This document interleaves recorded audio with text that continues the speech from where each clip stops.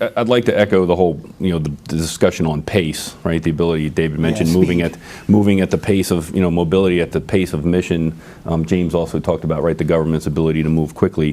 That's obviously one of them. A second one I would add is, and we haven't really dug too much into cloud, but there's this what we see as silos of information, right? And those silos,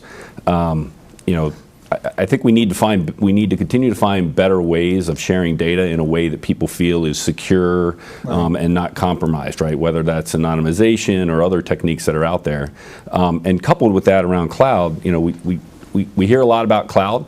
I would say we hear a lot about cloud from executives within agencies, but when you get down to users, they still want, no, this needs to be in my data center. We're not using cloud, we're not going there. So I think that's the other thing, that having both cloud data sources as well as non-cloud in private data centers creates those silos of information, which, by the way, creates additional challenges around, because now we've got to authenticate to two different sets of data or multiple sets of data.